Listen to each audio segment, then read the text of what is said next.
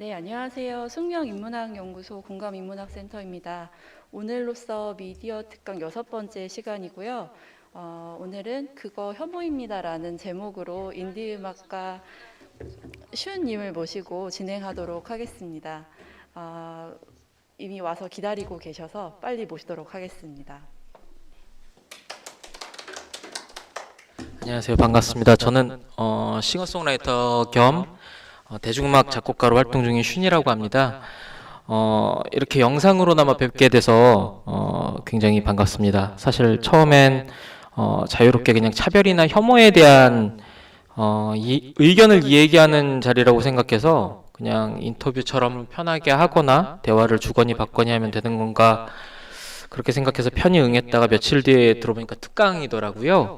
그래가지고 이제 모니터 앞에서는 저보다 똑똑한 분들도 계시고 저보다 많이 고민하신 분들도 계실 거고 저보다 훌륭한 분들도 더 많이 계실 건데 뭐 누굴 가르칠 수 있을까 싶어서 좀 걱정을 많이 했었어요. 근데 이제 그러다가 이제 그냥 생각들을 나누는 시간을 가지면 어떨까 싶어서 일단 이 자리에 나왔고요. 2020년 말에 제 생각들이니까 시간이 지난 뒤엔 또 업데이트가 될 수도 있을 것 같습니다. 지금 하는 고민들 같이 나눠보면서 혐오와 차별에 대해서 한번 생각해보는 시간을 가져볼게요. 모쪼록 서론이 좀 길었네요. 바로 이야기를 좀 해볼게요. 차별, 혐오, 일단 너무 먼 얘기로 여기는 분들이 많은 것 같아서 오늘은 사례 하나로 이야기를 좀 이어볼까 싶습니다. 일단 제가 스크립트는 여기 핸드폰에 적어놔서 좀 보면서 말씀을 드릴게요. 관짝소년단 혹시 다들 아시나요? 보시면 올해 여름이었죠. 이분들의 영상이 이제 세계적인 밈으로 활용이 되면서 국내에서도 가장 핫하다는 의정부 고등학교의 졸업 앨범에 패러디 사진이 하나 올라오게 됩니다. 이때까지는 그닥 이상할 게 없다고 생각한 분들이 꽤 많으세요. 근데 여기에 누군가들이 이제 문제를 제기하기 시작했고, 뒤이어 가나 출신 방송인인 샘 오츠리 씨가 SNS에 비판글 하나를 올리면서 여기저기에 불이 붙기 시작을 했죠. 뭐 내용은 보시는 대로 이런 식입니다. 결국에는 흑인들 입장에서 굉장히 불쾌한 행동이고 얼굴에 색칠을 하는 것이 굉장히 비하적인 차별적인 행위라고 말을 한 거죠. 이제 그러자 이제 인터넷에서는 반대 의견들이 좀 생겨나기 시작했어요. 그 의견들에 대해서 하나하나 짚어보면서 대답을 해 볼게요.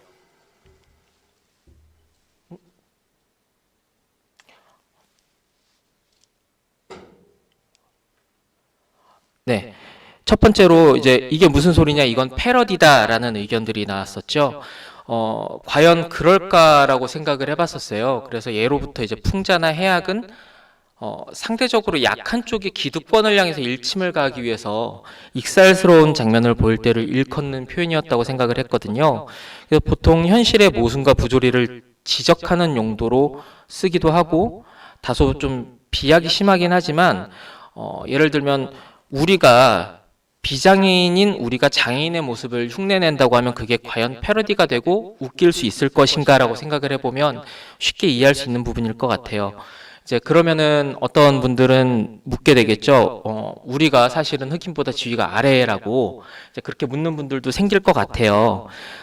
물론 그렇게 생각하시는 분들도 있겠지만 한국에서 살면서 유색인종이 어느 지역에서 왔든 뭐 아메리카 대륙에서 왔든 유럽에서 왔든 아프리카 대륙에서 왔든 한국에 온 유색인종들을 바라보는 우리의 시선에 약간의 차별도 없다고 생각하지 못할 것 같아요.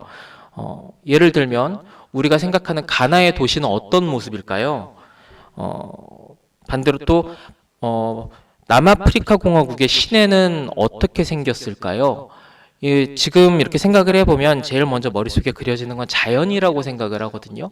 근데 이게 미디어나 아니면 우리가 편견상으로 가지고 있는 생각들이지 실제로는 거기에도 굉장히 많은 건물들이 있고 현대화된 문명들이 있다라는 거예요. 그러니까 우리는 이미 거기서부터 어느 정도 차별의 마음을 가지고 있다라는 거죠. 그런 인식을 가지고 있다라고 생각을 하고 있습니다. 넘어가서 이제 몇 년 전 앞서 예를 든 것과 비슷한 사건이 있었어요. 아까 잠깐 스치듯 지나갔는데요. 이거는 2017년도에 개그맨 홍현희 씨가 SBS 우차사라는 코미디 프로그램에서 한 분장이에요. 사실 뭐 그렇게 큰 이슈가 되지는 않았는데, 뒤이어서 SNS에 이렇게 샘 해밍턴 씨가 글을 올렸죠. 내용은 쉽게 얘기하면 그냥 인종을 놀리면 안 된다. 언제까지 이런 행동으로 개그를 할 것이냐라고 묻는 그런 얘기가 있었어요. 이때 바로 이제 개그맨 황현희 씨가 이번엔 백인쌤 씨에게 댓글을 남기죠. 시커먼스도 흑인 비하인가?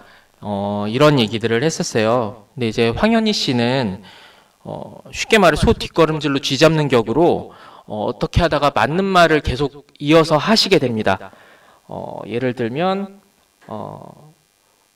저기 밑에 보시면 영구라는 캐릭터는 자폐아들에 대한 비하로 해석될 수 있다. 이것도 맞는 얘기고요. 시커먼스라는 오랫동안 사랑받았던 개그란 것도 있었어. 이것도 흑인 비하인가? 맞습니다. 슈퍼맨이 돌아왔다라는 프로그램은 상대적으로 박탈감을 준다.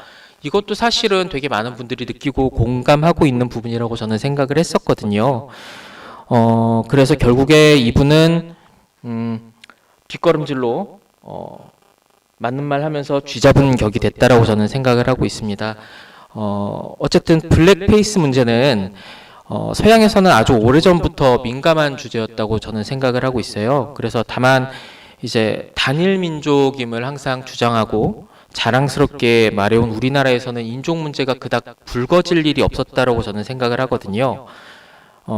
솔직히 뭐 단일 민족이라는 게 뭐 왜 자랑스러워야 되는지도 모르겠고 정말로 우리가 단일 민족인지도 잘 모르겠지만 뭐 그거는 그냥 넘어가도록 하고요. 어쨌든 그래서 80년대엔 개그 프로그램이나 광고, 제품 등에서도 자연스럽게 유색인종을 우스꽝스럽게 표현하는 일들이 빈번했죠. 이쪽 위에 보시는 스크린샷이 시커먼스라고 해서 80년대에 이봉원 씨가 출연했던 이제 개그 코너 중에 하나였고요. 고맙습니다. 네. 이쪽에 있는 게 블랙조라고 해서 초코바였는데 그 당시에 블랙조라는 게 흑인의 이미지를 희화해서 얼굴에 블랙페이스를 이렇게 칠하는 방식으로 진행이 됐었습니다. 광고가. 근데 이 광고가 재밌게도 광고뿐만 아니라 이런 개그가 88년도 서울 올림픽을 기점으로 세계인의 심기를 거스르지 말자라는 취지에서 하나둘씩 사라지게 됩니다. 사실상 일반 대중이 아닌 고위층에서는 이미 이게 민감한 문제라는 걸 인지하고 있었다는 뜻이 되죠. 결국에 그렇다면은 이 문제에 대해서도 아까 그 질문에 대해서도 이렇게 답할 수 있겠죠. 블랙페이스는 암묵적으로 합의된 비하 표현이다 라고 얘기를 할 수 있을 것 같습니다. 잠시만요. 그럼 그 다음으로 사람들이 또 이런 걸 물어보기도 해요. 이거는 분명히 우호적인 표현인데 왜 그러는 것인가? 이거는 우리가 악의를 가지고 하는 표현이 아닌데 왜 문제를 삼는 것인가? 그거에 대한 좋은 예가 하나 있습니다. 이 장면을 보면은 분노가 혹시 느껴지시나요? 이거는 지금까지도 서양에서 동양인들을 비하할 때 쓰이는 눈 찢는 그런 제스처죠. 이 인물들은 나중에 이 사진이 유명해지고 기사까지 나오니까 사과를 하기는 했어요. 그 이유가 뭐냐면 이 배경이 한국이 2018년도에 러시아 월드컵에서 독일을 2대0으로 이겨서 같은 조에 있던 멕시코가 어부지리로 올라가게 돼버렸거든요. 그래서 그 기분 좋은 것을 한국에 표현하면서 보시다시피 고마워 한국이라고 하면서 저런 단체 사진을 찍는 게 유행처럼 돼버린 거죠. 물론 자신들은 그게 그 의미인지 몰랐고 단순히 즐거움과 고마움을 표현한 거라고 얘기를 했지만 사실 저는 완전히 믿을 수는 없습니다. 그래도 이 즈음부터 분명 악이 없는 사람들도 존재하겠다라는 생각을 저는 하게 됐어요. 그저 뭐 무지하거나 정보가 늦은 사람들 그런 분들도 분명히 있으니까요. 세상은 우리가 생각하는 것보다 훨씬 넓고 문화나 정보는 때론 의외로 되게 더디게 퍼지더라고요. 그래서 심지어 둔감한 사람들도 분명히 있을 거고요. 따라서 저는 이 사진 속 사람들을 마냥 비난할 생각은 없지만 저 행위가 그렇다고 해서 잘못된 게 아니라고는 못하겠습니다. 저건 굉장히 잘못된 행위라고 보입니다. 자, 다음 질문입니다. 다음 이제 반박입니다. 내가 흑인을 얼마나 좋아하는데? 라는 물음이 오기도 해요. 그러면은 혹시 흑형이라는 단어를 아시나요? 흑형이라는 단어는 되게 우호적인 표현으로 원래 시작이 됐었거든요. 흑인의 음악적인 재능 혹은 신체적인 우월함 뭐 이런 것들을 바라보면서 동경하는 의미로 우리가 갖지 못한 것에 대해 동경하는 의미로 처음에 단어를 붙이기 시작했어요. 근데 한국에서 살고 있는 흑인들은 이 단어에 대해서 지금 어떻게 생각을 할까요? 방송에 나와서 밝히는 속내인데 흑인들이 얘기할 때 흑형이라는 게 흑인 형님이라는 말의 줄임이라는 걸 정확하게 알고 있는 분이에요. 근데 이분이 이게 흑인을 비하하는 뜻을 지니게 됐다라고 얘기하는 데에는 이게 처음 만들어진 것과 달리 어떻게 사용되는지가 또 중요한 부분인 것 같아요. 그래서 그게 어떤 마음으로 붙인 호칭이든 그게 소비되는 방식에 따라서 그 단어로 인해 왜곡되는 이미지나 편견 같은 게 생겨나면 듣는 입장에서는 더 이상 기분이 좋을 수 없게 된다라는 그런 부분을 얘기할 수 있을 것 같습니다. 또한 성적인 이미지로 소비되는 경우도 상당히 많죠. 흑형이라는 단어가 그런 소비가 결코 비하나 차별과 무관하다고 볼 수는 없다고 생각합니다. 그냥 단순히 예전으로 생각해 보면 조센진이란 단어도 조선인이란 말의 일본어 발음일 뿐이고요. 한남도 사실은 한국 남자의 줄임말일 뿐이잖아요. 근데 이제 거기에 어떤 의미를 담고 우리가 느끼느냐에 따라서 그 단어를 듣는 사람들이 어떻게 생각하는지가 바뀌는 것 같아요. 다음 얘기로 넘어가 볼게요. 본인들이 괜찮다고 했는데 괜찮은 거 아니냐? 실제로 그 관짝소년단 리더의 인스타입니다. 그래서 이분이 굉장히 좋아했어요.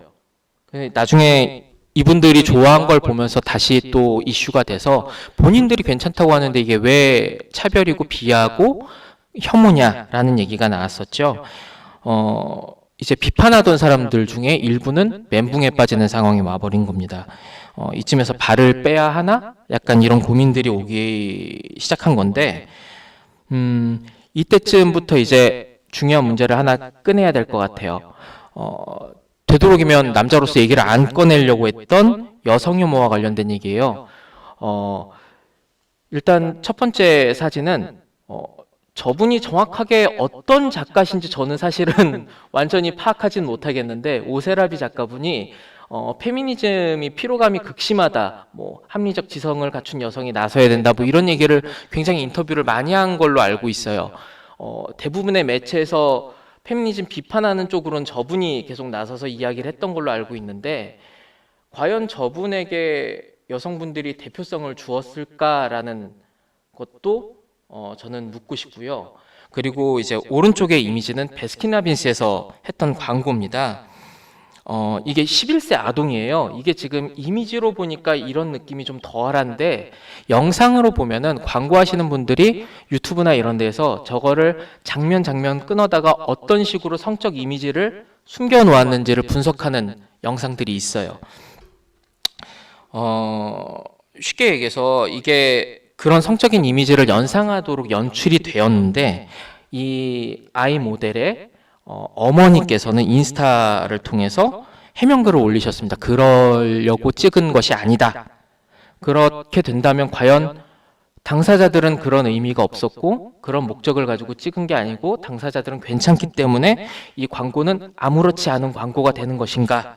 약간 우리는 과민하게 반응을 하고 있는 것인가 이런 물음들을 던져야 될 때인 거라고 저는 생각을 했어요. 이제 다음 단계로 넘어가서 이제 그러면은 이 비난을 누구한테 해야 되느냐. 그래서 이제 그렇다고 뭐 방금 찍은 어린 모델이나 아니면 의정부고 학생들 이런 친구들한테 비난을 해야 할까라는 물음이 이제 주어졌다라고 저는 생각을 해요. 저는 이 물음에 단호히 아니라고 대답을 하겠습니다. 그들이 이제 사진을 찍기까지 굉장히 많은 어른들이 그 곁을 지나쳤을 거고, 아까 그 광고 역시도 어른들이 주도를 하고 어른들이 그 주변에 가득 깔렸을 거라고 저는 생각을 해요.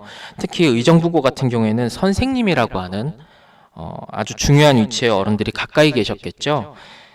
심지어 그들 중에는 윤리 선생님이나 뭐 세계사를 가르치시는 선생님이 안 계셨을까요?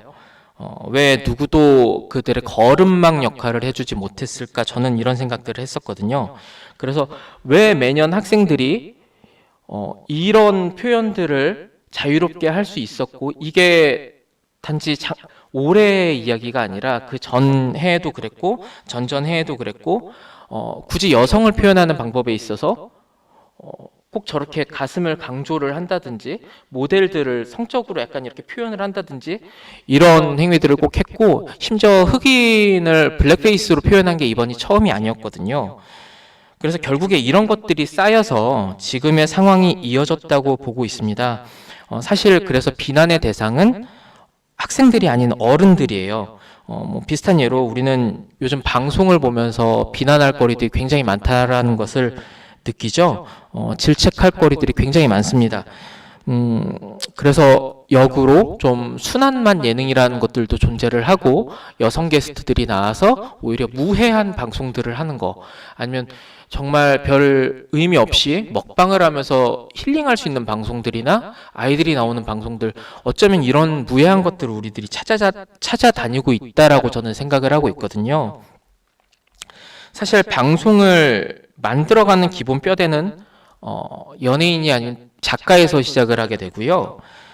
연기나 애드리브로 살을 붙여나가는 것은 연예인이 하기는 합니다만, 생방송이 아니라면 당연히 최후의 편집을 맡는 사람이 있습니다. 그 과정을 거치게 되는 거죠.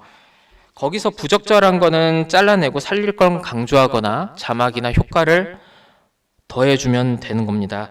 연예인은 그저 최선을 다해서 연기를 하면 되고, 그중 타율이 가장 좋은 행위들을 다음 방송에서도 반복해서 계속 사용하면 하나의 이미지가 만들어지는 거죠. 이것도 나름의 학습이라고 저는 생각을 하고 있어요.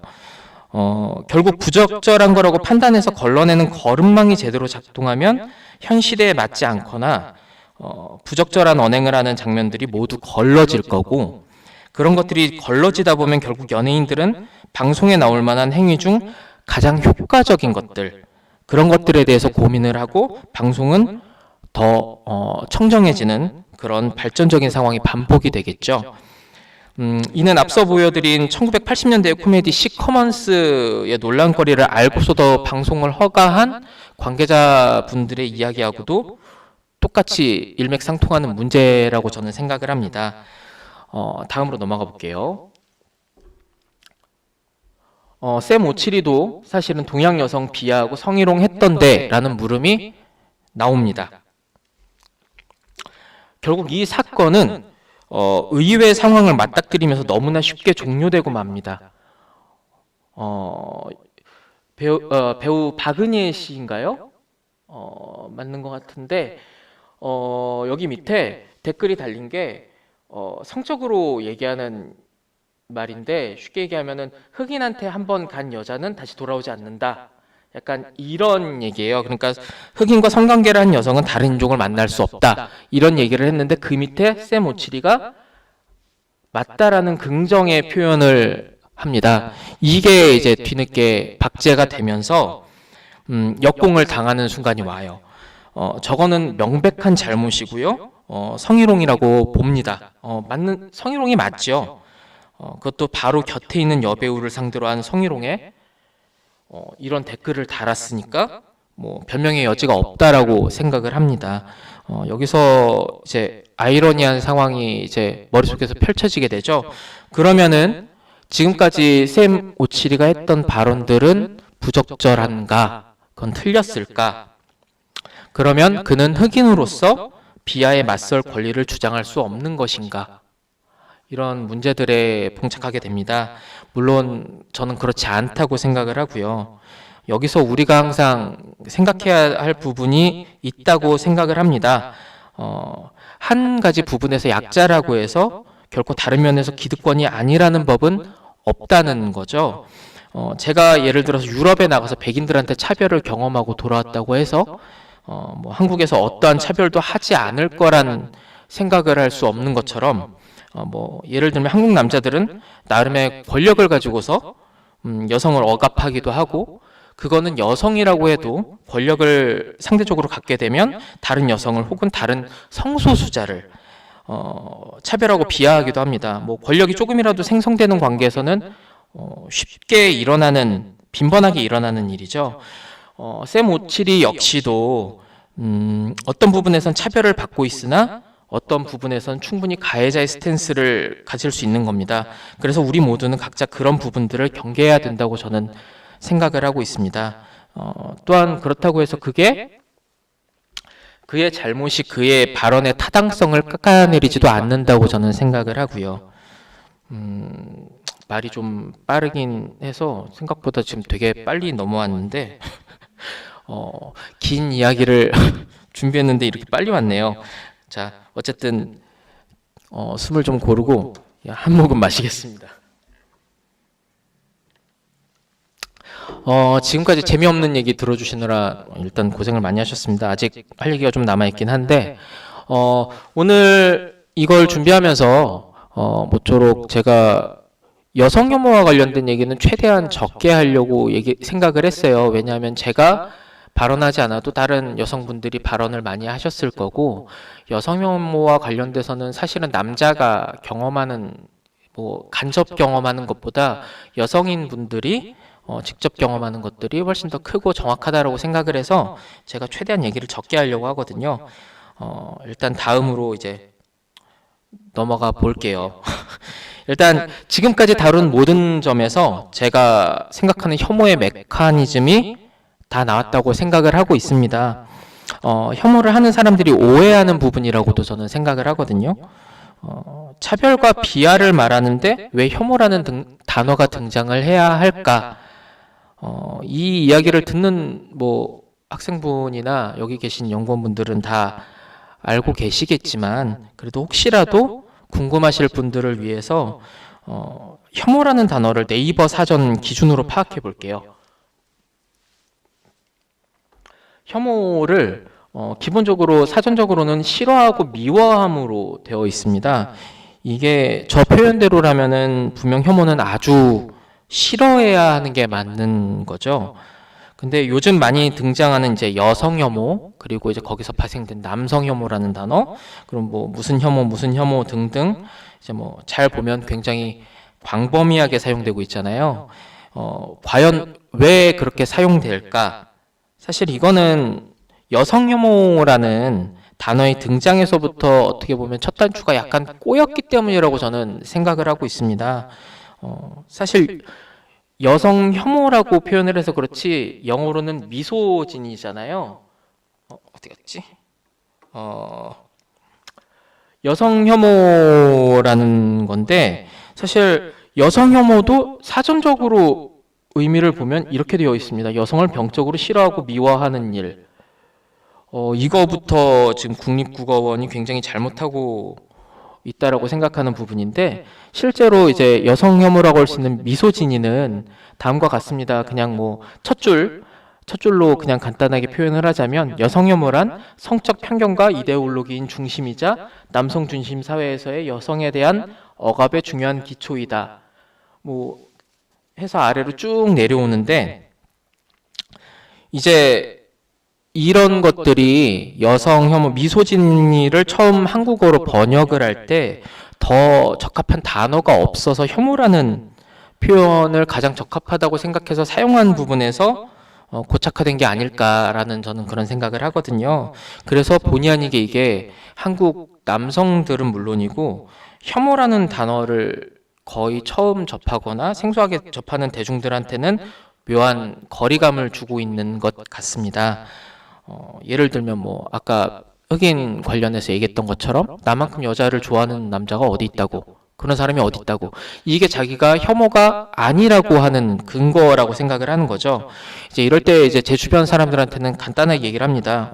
그거 혐오, 이렇게 얘기를 할 수 있는데 결국 요즘 쓰이고 있는 이 혐오라는 표현은 사실상 사전적인 의미의 혐오라기보다는 차별, 비하, 무시, 억압 등의 복잡한 의미들을 모두 내포하고 있다라고 저는 생각합니다.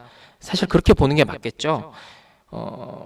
하지만 슬프게도 아까 보신 것처럼 국립국어원에서 표현하는 것은 여전히 여성을 병적으로 싫어하고 미워하는 일로 오해하게 만듭니다.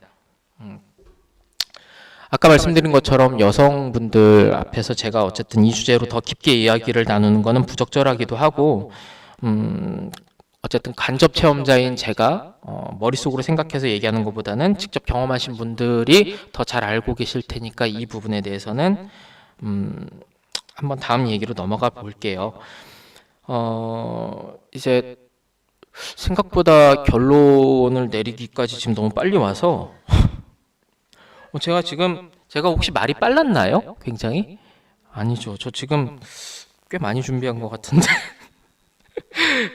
되게 빨리 끝났네요. 어쨌든 준비한 결론들을 한번 이어가 보겠습니다. 어쨌든 우리는 살면서 그래서 내 안에 있는 혐오 정서를 없애기 위해서는 무엇을 어떻게 해야 할까? 이제 이런 고민들을 저는 참 많이 했어요. 특히 저 역시도 예전에 여성 혐오를 했던 사람이고 또 다른 혐오들이 이제 제 안에 내재되어 있는 저도 모르는 차별이나 비하, 뭐 혐오들이 있을 거라서 계속 고민을 해왔는데 크게 다음 3가지 정도로 압축할 수 있게 되는 것 같아요. 첫째는 통념과 이제 편견 지우기인데 이거는 사실 저도 지금까지 되게 수시로 헷갈리곤 하는 주제인데 과연 구별과 차별은 많이 다를까요? 사실 우리는 어떤 식으로든 스테레오타입을 되게 만들잖아요. 뭐 쌓인 데이터를 기반으로 개인적인 데이터든 과학적인 데이터든 뭐 수학적이든 하여튼 그룹의 평균치를 내는 것이 마냥 나쁜 거는 아니라고 생각을 해요. 그건 잘못된 방식도 아니고 뭐 가령 대부분의 흑인들은 운동 능력이 좋다. 북유럽의 백인들은 키가 크다. 아니면 뭐 동양인들은 체취가 별로 나지 않는다. 남자는 남성 호르몬의 영향으로 여성보다 근력이 세다. 여성은 남성보다 언어 능력이 발달했으며 공감 능력이 높다. 뭐 여기에다가 뭐 DNA나 아까 말씀드린 호르몬 혹은 역사와 문화 같은 정보가 더 들어가면 완벽해지죠. 근데 이게 또 틀린 이야기는 아니에요, 마냥. 과학적으로 증명된 부분도 꽤나 많이 있고요. 그래서 과연 어쩌라는 건가 싶으실 거예요. 사실 이게 맞기도 하지만 동시에 틀리기도 하거든요. 앞서 제시한 예시들처럼 하나의 예시를 또 들어볼게요. 물리적인 힘을 써야 하는 일에 남녀 도합 100명이 지원을 했다라고 생각을 해볼게요. 근데 여기서 우리가 데이터대로 여자 100명 중 여성을 먼저 탈락을 시킨다면 시간을 절약하면서 통계상 적절한 인력을 얻을 확률이 높아진다라고 생각할 수 있어요. 하지만 그렇게 남은 남자들이 과연 전부 힘이 셀까요? 그리고 그렇게 떨어뜨린 여자들 중에서 그 100명 중 가장 일을 잘 해낼 수 있는 사람이 있지는 않을까요, 혹시? 만약에 그런 인재가 있었다면 어떡할까요? 뭐 회사 입장에서는 단순히 뭐 최선 대신 차선을 선택했다라고 그냥 받아들이면 되겠지만 이 훌륭한 재능을 가진 사람의 입장에서는 그녀가 빛을 발할 수 있는 직업군에서 계속 기회를 놓치게 되는 상황이 발생한다라고 저는 생각을 하거든요. 예전에는 이 방식이 굉장히 효율적이라고 생각했고 실제로도 그렇게 많이 썼던 것 같아요. 물론 기득권 그룹의 편견이 사회 시스템을 계속 유지시켜 준 것도 맞고요. 대부분의 기득권은 남성층이었기 때문에 그런 것들이 더 공고히 될 수 있었다고 생각을 합니다. 이제 하지만 시대가 바뀌었고 이제 개개인을 분리해서 판단할 수 있을 만큼 충분히 정보를 얻을 수 있으며 또 그걸 선별할 기술도 갖춰졌다라고 이제 생각을 하거든요. 그리고 개인이 낼 수 있는 성과가 이전과는 비교할 수 없을 정도로 굉장히 크게 발전한 시대라고 생각을 해요. 그래서 이제 제가 제안하는 거는 그룹을 지우고 개인을 보는 게 중요한 것이지 않을까라는 생각입니다. 결국 혐오에 맞서서 우리가 도달할 지점 어딘가부터는 그룹 대신에 개인의 재능, 두뇌, 신체적 조건 혹은 뭐 정체성 등을 존중하고 판단하는 사회에 도달하는 게 우리가 도착할 지점 어딘가에 있지 않을까라는 생각을 해봤습니다. 여담으로 예전에 제 아내가 페미니즘 캠프에 한번 간 적이 있어요. 근데 이제 여성분들만 참석할 수 있는 캠프였는데 모인 분들끼리 되게 너무 당연하게 여성이니까 당연히 겪을 수 있는 생리에 대해서 그 불편함이나 그런 불쾌함이나 어려움 뭐 이런 것들에 대해서 얘기를 계속 나누고 있었대요. 근데 그 자리에 계시던 한 분이 자기는 평생 생리를 한 적이 없다라고 얘기를 했대요. 근데 이제 그 얘기를 하는 순간 모두가 조용해졌다고 하더라고요. 그러니까 그분은 그 전까지의 얘기들이 오면서 여자니까 당연히 이렇게 겪을 만한 일들이라고 얘기하는 거에서 어떤 기분을 느꼈을까? 그분은 그러면 여자가 아니게 되는 건가? 이런 생각을 했을 수도 있지 않을까? 라는 생각을 하면서 아내가 좀 당연한 듯이 기본값을 다수한테 맞추고 있었다라는 생각이 들어서 되게 미안하고 창피했다는 기억을 얘기한 적이 있어요. 그래서 여기서 이제 두 번째 주제로 넘어가게 되는데 시야를 넓혀서 맹점을 거두는 거를 다음 목표로 정하면 어떨까라고 생각을 합니다. 재작년에 제가 한스피크라는 사회적 기업에서 예술인 지원 사업을 한 적이 있어요. 혹시 AAC라고 들어보신 적 있나요? 네, 그 음원 코덱이나 이런 거 말고 그냥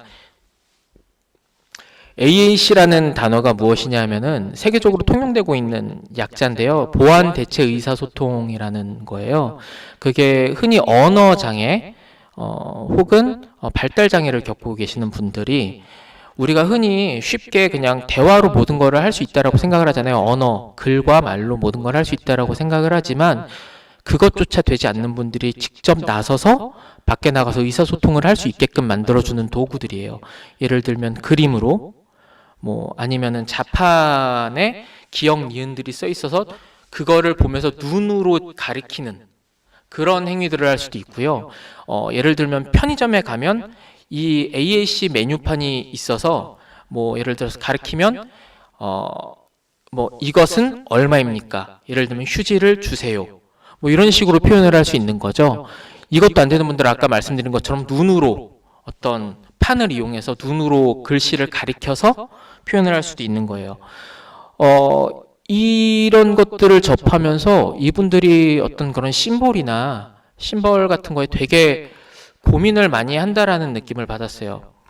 그러면서 최근에 이제 이 시간을 지금 오늘이 이 시간을 준비하다가 이런 생각이 좀 들더라고요.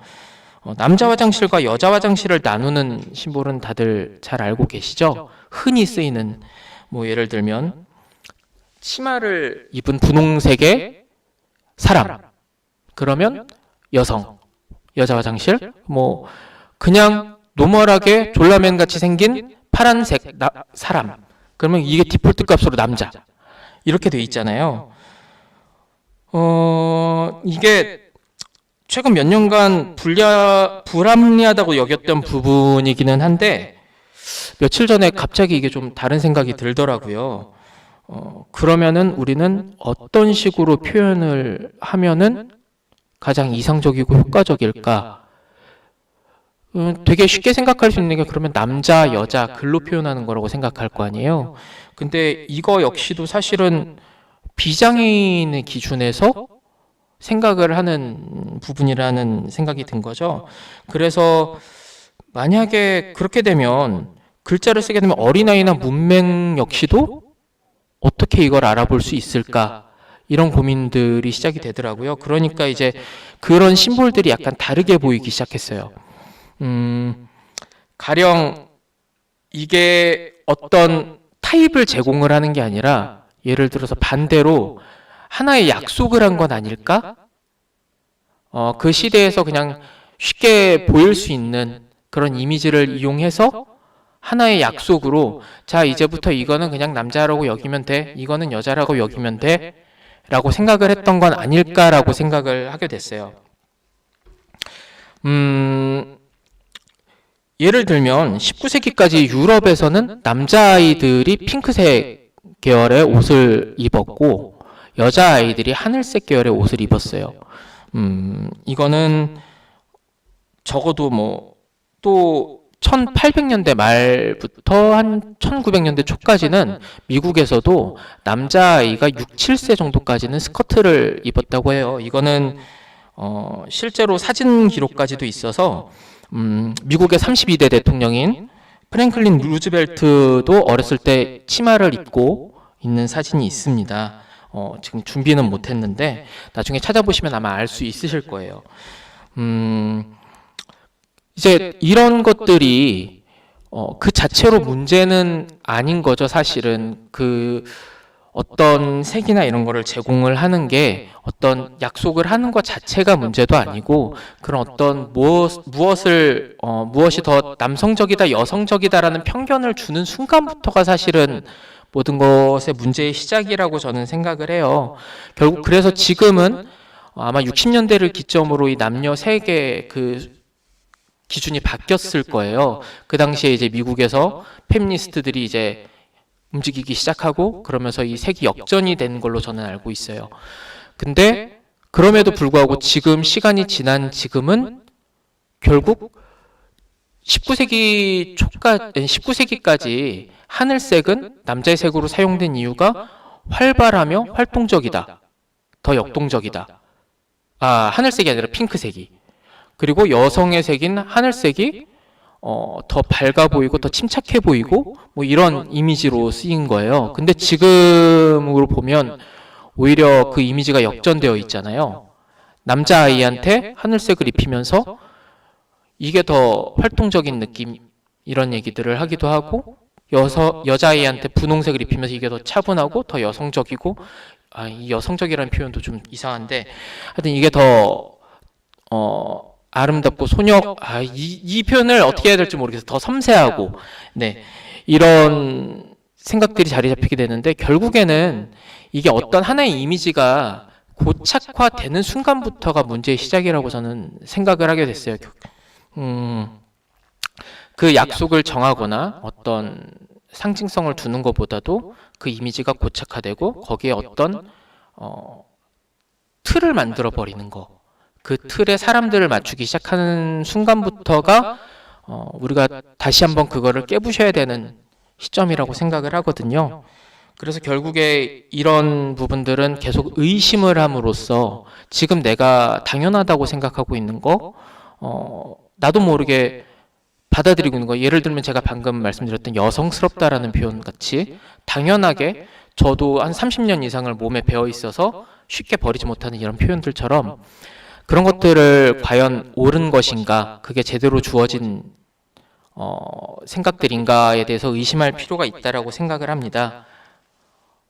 그래서 마지막 단계로 넘어가게 되는데요. 개인적으로는 끊임없이 의심하기가 중요한 부분이라고 생각을 해요. 사실 세상을 바꾸는 거는 믿음보다는 저는 의심이라고 생각을 하거든요. 실제로도 과학이 이를 많이 증명하고 있잖아요. 미국에서 코로나19에 살균제를 인체 주입하면 낫는다고 이제 얘기했을 때, 그거를 실제로 물에 타서 마신 사람하고 그 정보를 의심한 사람하고 누가 더 오래 살아남을까요? 약간 쉽게 생각하면은 결국에는 의심이 과학을 발전하게 했고 의심이 계속 사람을 발전하게 만든다라는 생각을 하고 있습니다. 지금 말씀드리는 의심의 대상에는 결국 자기 자신에 대한 오랜 생각이나 판단들도 포함되어야 한다고 생각하고 있습니다. 성찰이라고도 하고 뭐 자기 검열이라고도 할 수 있다고 봅니다. 지금의 저는 불과 몇 년 전의 저와 완벽히 대립되는 생각들을 가지고 있기도 하고요. 이거는 아마 몇 달 혹은 몇 년 주기로 계속 저와 제가 싸우는 모습을 보실 수도 있어요.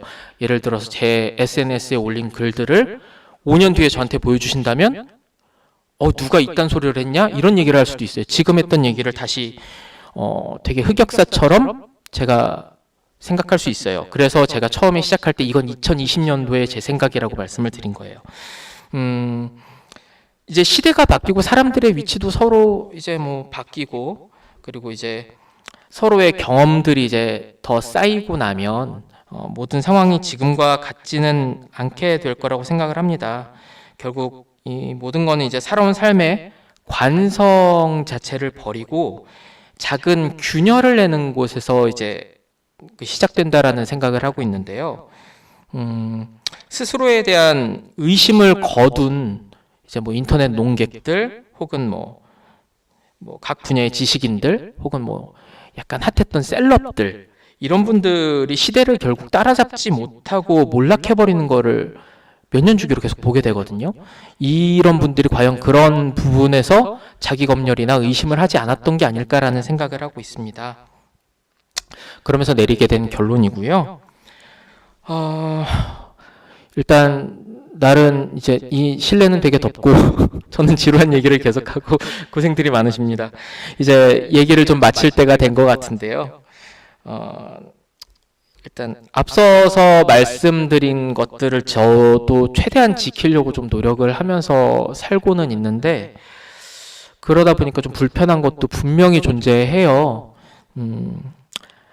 뭐 제 자신이 시쳇말로 약간 프로 불편러라고 할 수 있는 사람이 된 것 같기도 하고 그래서 그런지 이제 옛날에는 막 아무 생각 없이 즐겁게 보던 웃고 떠들던 코미디 뭐 아니면은 뭐 드라마, 영화 하다못해 즐겨 듣던 노래들까지도 더는 그 기분으로 이제 다시는 접할 수 없게 됐다라는 그런 부분들도 불편하고요. 예전에 동경했던 뭐 배우, 감독 뭐 혹은 뭐 제작자, 뭐 음악가, 뭐 이런 분들이 다 담긴 작품들도 아예 다 버리고 싶어질 때가 이제 점점 많아지거든요. 그래서 이제 그럴 때마다 조금은 한 시대를 잃어버리는 것 같이 되게 슬플 때가 있는데 이거는 어떻게 앞으로 계속 나아가기 위해서는 버려야 될 부분이라는 생각이 좀 들기는 해서 어떻게든 좀 비우고 있습니다. 오늘의 이제 제 이야기들과 이 하찮은 물음들이 이제 뭐 이 영상을 접하는 여러분들의 일상에도 조금이라도 미세한 균열을 낼 수 있었으면 되게 좋겠고요. 지금 제가 혹시라도 균열을 내드린 부분이 있다면은 이 균열들이 커져서 언젠간 다음에 저한테도 다시 균열을 내주실 수 있는 그런 부분들이 됐으면 되게 좋겠어요. 사실은 저도 지금 되게 젊은 여성들한테도 배우는 게 많고 어린 친구들한테도 배우는 게 많고 제가 생각하지 못하는 것들, 제가 바라보지 못한 것들 되게 접할 때마다 이게 제 자신의 과거를 부정하면서도 어떻게 균열이 나는 게 좀 즐겁기도 하거든요. 그래서 결국 이제 서로가 서로에게 계속 물음을 던지면서 문제를 제기하면서 조금 불편하더라도 서로한테 균열을 내줄 수 있는 사이가 됐으면 좋겠습니다. 모쪼록 너무 일찍 끝나기는 했지만 코로나로 인해서 힘든 시기잖아요. 그러니까 다들 무사하시고 무탈하시기를 기원하겠습니다. 긴 시간은 아니지만 고생들 많으셨고요. 지금까지 슌이었습니다. 다음에 또 뵐 수 있었으면 좋겠습니다. 감사합니다. 네. 네네네. 네. 네. 음, 네.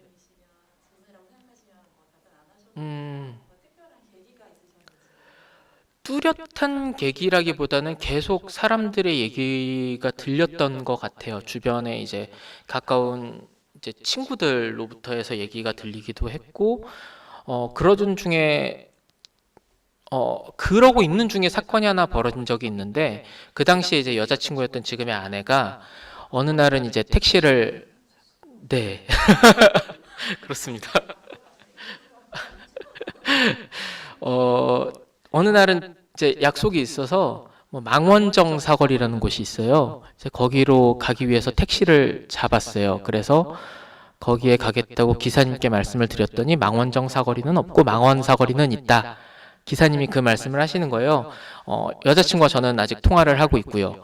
그래서 여자친구가 아니요, 망원정 사거리라고 분명히 있으니까 거기로 가주시면 됩니다 라고 얘기를 했는데, 계속 아저씨가 소리치시는 게 계속 전화기 너머로 들리더라고요. 그래서 왠지 이거는 계속 우기면 서로 상황이 안 좋아질 것 같다 싶어서 지금 그 차에서 죄송하다고 하고 그냥 내리고 다른 차를 타는 게 어떻겠냐라고 얘기를 했거든요. 근데 알았다고 하고 내려서 죄송한데 저 다른 택시 타고 갈게요 하고 내려서 다른 택시를 잡으러 가는데 그 아저씨가 욕을 하면서 쫓아왔어요. 차에서 내려서.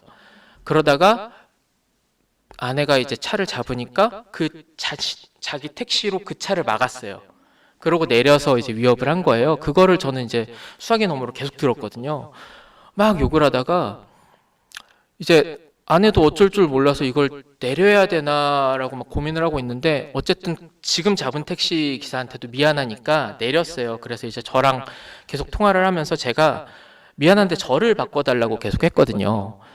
근데 이제 그 와중에 아저씨의 욕과 고성이 계속 들리고 아내는 거의 막 울상이고 막 그런 상황에서 저랑 아저씨랑 통화를 했는데 아저씨가 막 뭐라고 하더니 제가 다 듣고 있었다고 소리를 막 질렀어요. 이제 아저씨 내가 글로 갈 테니까 아저씨 내가 분명히 들었는데 지금 뭐 하는 거냐고 그랬더니 한 30초 정도 통화하고 알았다고 그러고 간 거예요. 그냥 자기의 차를 타고. 그리고 이제 아내는 다리에 힘이 풀려서 약속 장소엔 가지도 못하고 바로 이제 저한테 왔거든요. 다른 차를 잡아 타고.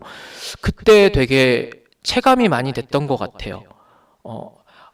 내가 보고 있는 세상이 내가 그냥 듣는 세상이 전부는 아니구나. 당연히 막연하게 여자들이 택시에 타면 이런 것들을 걱정을 하고, 그 전에 이제 뭐 여자친구들, 뭐 지난 엑스들로부터도 들었던, 뭐 밤에 골목을 걷다 보면은 뭐 가슴을 만지고 도망가는 사람, 엉덩이를 만지고 도망가는 사람, 이런 사람들을 많이 마주친다고 했는데, 그런 것들이 어떤 건지 와닿지 않다가 처음으로 와닿았던 사건이었던 것 같아요. 그때가 진짜 위험할 수도 있겠다. 이런 걸 매일 부딪히고 살아야 되는구나. 이런 거를 염려하고 살아야 되는구나.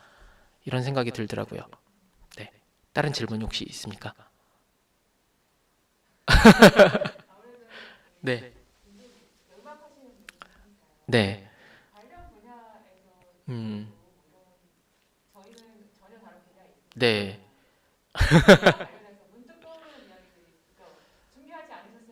음. 사실 그게 제일 걱정이었어요. 막상 할 얘기가 그닥 없는데? 약간 이런 생각이라 제가 이렇게 여기 왔을 때 인디씬에서는 사실 그렇다 할 만한 것들이 없어요. 그냥 사회랑 똑같다라고 저는 느껴졌거든요. 사회에서 똑같이 여성들 차별하듯이 똑같이 여기서도 차별을 당하고 있구나. 그냥 별다를 거 없구나. 그냥 어쨌든 인디씬에서도 그렇고 뭐 대중가요나 아니면은 뭐 드라마 음악, 영화 음악 쪽으로 가도 여성들의 비중이 더 줄어든다든지 비율이 줄어든다든지 아니면 남아있는 여성들의 모습이라든지 이런 것들을 보면서 일반적으로 제가 다른 데서 봤던 사회와 별 다르지 않다라는 생각을 했어요. 비율도 그렇고 분위기도 그렇고 그냥 사람들 자체가 조금 그냥 좀 더 자유롭고 그런 차이만 있을 뿐이지 결국 사회 모습은 같았던 것 같습니다. 네. 혹시 다른 질문은 있으신가요? 너무 재미없는 얘기를 너무 재미없는 답변을 드렸나요?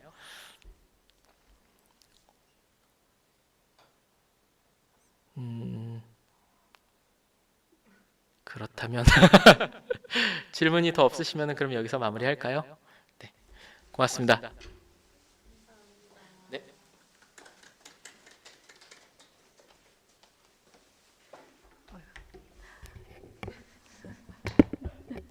키가 크셔가지고 오늘 굉장히 진솔하게 개인적인 경험들까지 담아서 말씀해 주셔서 정말 감사드립니다. 박수 다시 한번 주시고요. 저희가 미디어 특강을 통해서 정윤수 선생님 특강도 그렇고 오늘 인디음악가 슈님까지 공통된 이야기를 계속 했던 것 같아요. 혐오하기는 굉장히 쉽고 내가 그런 사람이 되고 있지 않는지에 대해서 계속해서 좀 자기 비판이라든지 자아 검열까지는 아니더라도 한 번쯤 좀 되짚어보고 발화하고 되짚어보고 생각을 하는 것이 굉장히 중요하다는 이야기를 계속해서 했던 것 같습니다. 계속해서 상대적으로 생각해보고 또 객관적으로 이야기해보고 이런 태도를 견지하는 것이 좀 너무나 쉬워지는 혐오에 어떻게 보면 좀 대항하고 대응하는 방법이라는 생각이 들고요. 그리고 이렇게 특강이 이어지는 동안 이런 것도 혐오가 될 수 있겠구나 하는 것을 우리가 확인을 했으니 이제는 그거에 대한 좀 대항 표현을 본격적으로 좀 이야기해봐야 되는 시점이 아닌가 생각해 보게 됩니다. 저희는 미디어 특강 오늘까지 6번째 시간 이어왔고요. 12월에는 한 달 정도 저희가 잠깐 쉬어가고 정비하고 1월에 또 새로운 특강들로 다양하게 또 여러분들 만나러 가겠습니다.